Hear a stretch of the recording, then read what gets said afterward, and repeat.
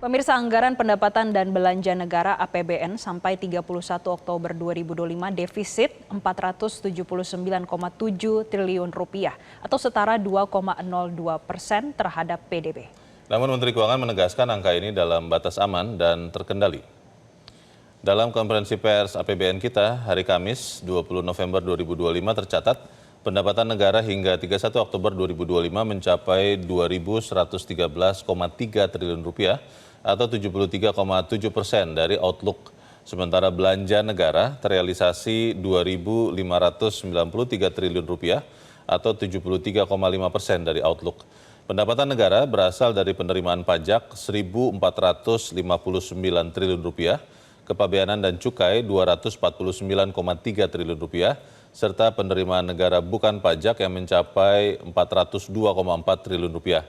Sementara belanja negara diprioritaskan untuk menjaga daya beli, mendukung infrastruktur, dan mengawal reformasi struktural.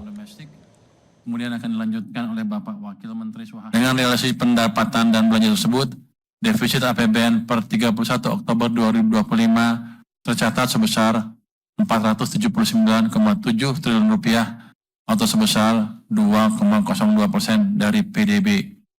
Angka defisit ini berada dalam batas aman dan terkendali, jauh lebih rendah dari target outlook APBN besar 2,78% PDB untuk saat ini.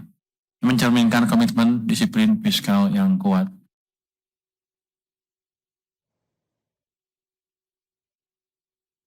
Sementara itu, pemirsa, penerimaan pajak per Oktober 2025 baru terrealisasi 1.459 triliun rupiah atau 70,2% dari target 2.076,9 triliun rupiah hingga akhir tahun.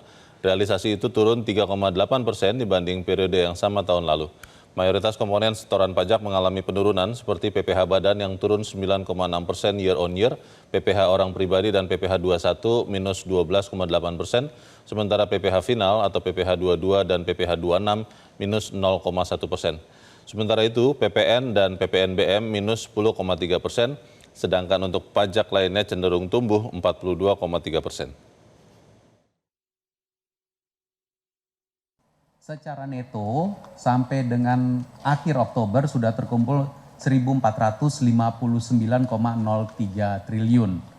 Kalau boleh kursornya ngikutin supaya bisa diikuti. 1.459,03 triliun ini adalah di bawah tahun lalu masih.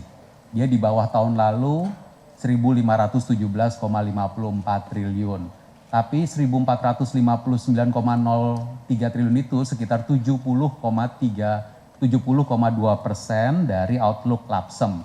Nah, dengan data ini teman-teman media bisa melihat PPh Badan memang secara neto masih negatif.